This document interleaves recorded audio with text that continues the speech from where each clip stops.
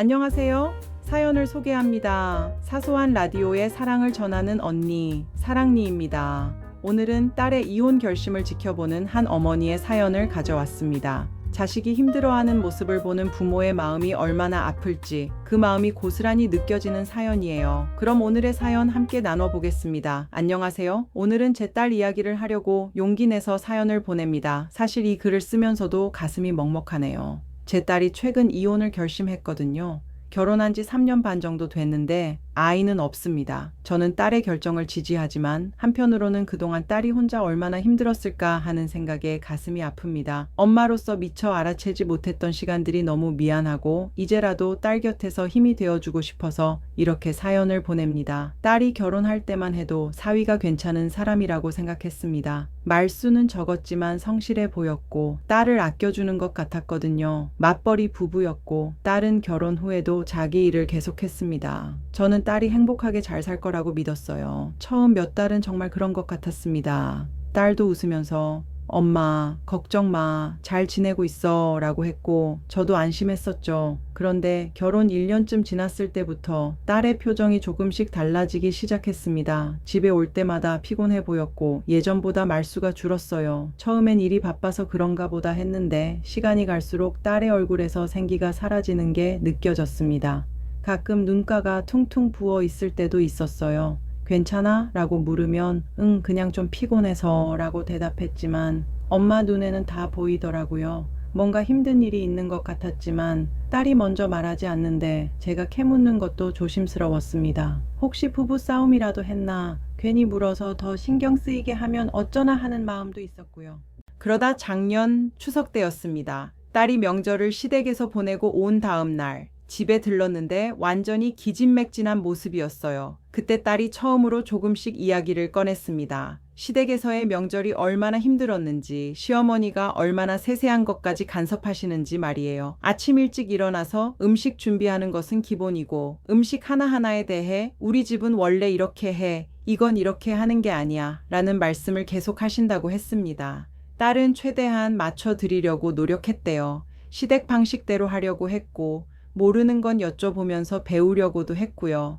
그런데 문제는 시어머니의 간섭이 명절에만 그치지 않는다는 거였습니다. 평소에도 거의 매일 전화가 왔대요. 오늘 저녁은 뭐 해먹니? 남편 건강 챙기려면 이런 반찬 해줘야지. 주말에 시간 있으면 집에 와서 청소 좀 도와줘. 같은 말들이요. 딸의 직장 생활이나 개인적인 시간은 전혀 고려되지 않았습니다. 더 힘들었던 건 남편의 태도였다고 합니다. 딸이 힘들다고 시어머니께서 너무 자주 연락하시고 이것저것 요구하시는 게 부담스럽다고 이야기하면 남편은 우리 엄마가 너랑 가까워지고 싶어서 그래. 나쁜 뜻으로 하시는 건 아니니까 이해해줘. 라고만 했대요. 딸이 그래도 나도 일하는 사람이고 우리 부부만의 시간도 필요한데 매주 시댁에 가는 건 힘들어. 라고 하면 엄마가 서운해하시면 어떡해. 조금만 참아줘. 라고 했답니다. 딸은 남편이 자기 편이 되어주길 바랐던 것 같아요. 시어머니께 직접 말씀드리기는 어려우니까 남편이 중간에서 완충 역할을 해주거나 적어도 자기 마음을 이해해주길 원했던 거죠. 하지만 남편은 늘 시어머니 편을 들었고 딸의 이야기는 예민하게 구는 것,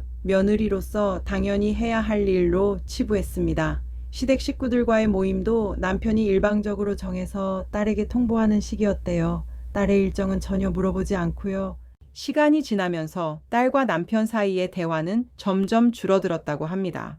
딸이 직장에서 있었던 일을 이야기해도 남편은 핸드폰만 보고 딸이 힘들다고 하면 다들 힘들어 라는 말뿐이었대요. 주말이면 남편은 친구들을 만나거나 혼자 취미 생활을 하고 딸이 함께 시간을 보내자고 하면 나도 쉬어야지 라고 했답니다. 딸도 휴식이 필요한데 평일엔 일하고 주말엔 시댁 일이나 집안일을 하느라 정작 자기 시간은 없었던 거죠. 딸이 가장 힘들어했던 건 정서적으로 완전히 단절된 느낌이었다고 해요. 같은 집에 살지만 서로의 하루에 대해 관심이 없고 대화다운 대화도 나누지 않고 그저 한 공간에 있을 뿐인 동거인 같았대요. 딸이 우울해하거나 힘들어해도 남편은 별로 신경 쓰지 않았고 딸이 먼저 다가가려고 해도 남편은 지금 피곤해. 나중에라며 벽을 쌓았습니다. 생활 방식도 점점 남편 중심으로 흘러갔답니다. 저녁 메뉴, 주말 계획, 명절 일정, 심지어 가구 배치나 인테리어까지 남편이 원하는 대로만 결정됐어요. 딸이 의견을 내면 그건 비효율적이야. 내가 더 잘 알아. 라며 무시하거나 아예 딸의 의견을 묻지도 않고 혼자 결정해버렸대요. 딸은 자기가 이 집의 주인이 아니라 손님 같다는 느낌을 받았다고 합니다. 딸은 이혼을 생각하기 전에 정말 많이 노력했어요. 시댁 행사에도 빠짐없이 참석했고 시어머니 말씀도 최대한 따랐고 남편과의 관계를 회복하려고 대화도 시도했습니다. 심지어 부부 상담도 제안했는데 남편은 우리가 뭐가 문제라고 상담까지 받아 그냥 네가 좀 적응하면 돼 라며 거부했대요. 딸은 그때 깨달았다고 합니다. 이 사람은 변할 생각이 없고 자기 문제를 인식하지도 못한다는 걸요.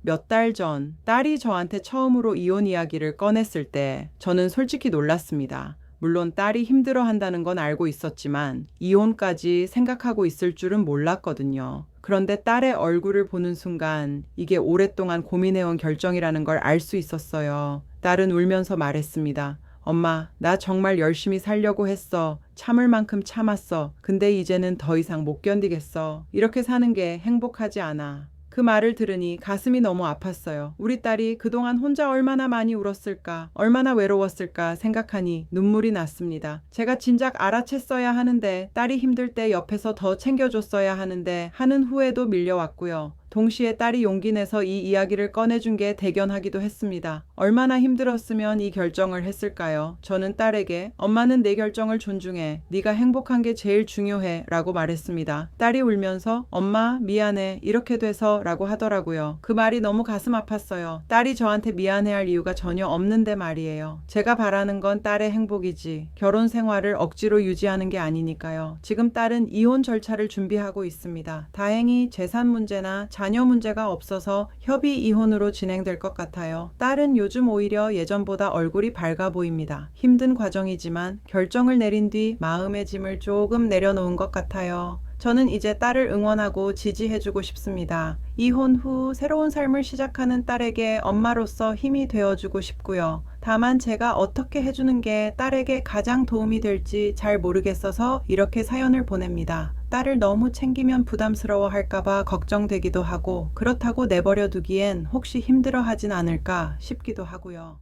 혹시 비슷한 경험을 하신 분들이나 좋은 조언을 해주실 수 있는 분들이 계시다면 이야기를 듣고 싶습니다. 이혼 과정에서 그리고 그 이후에 엄마로서 제가 딸에게 해줄 수 있는 게 무엇일까요? 딸이 다시 웃을 수 있도록 행복을 찾을 수 있도록 옆에서 지켜보고 응원하고 싶습니다. 긴 사연 읽어주셔서 감사합니다. 따님이 얼마나 힘드셨을까요? 그리고 그 모습을 지켜보신 어머니 마음은 또 얼마나 아프셨을까 싶습니다. 하지만 따님이 용기 내서 자신의 행복을 선택했다는 게 정말 다행이라는 생각이 듭니다.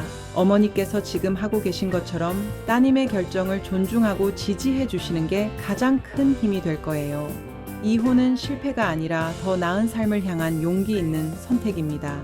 따님이 지금 필요한 건 판단이나 조언보다는 언제든 기댈 수 있는 따뜻한 안식처예요. 너무 많이 챙기려 하기보다는 따님이 필요할 때 언제든 곁에 있어 주세요. 가끔 맛있는 거 해주시고 함께 산책도 하시고 그냥 옆에서 같이 시간을 보내주시는 것만으로도 큰 위로가 될 겁니다. 그리고 따님이 새로운 삶을 시작할 준비가 됐을 때 그때 함께 응원해 주시면 돼요. 따님이 다시 웃는 날이 꼭 올 겁니다. 어머니의 사랑이 있으니까요. 오늘도 사연 보내주셔서 감사합니다. 여러분도 주변에 힘든 시간을 보내는 분이 계시다면 따뜻한 말 한마디 건네주세요. 오늘 사연 어떻게 들으셨는지 댓글로 남겨주세요. 다음 사연으로 또 만나요.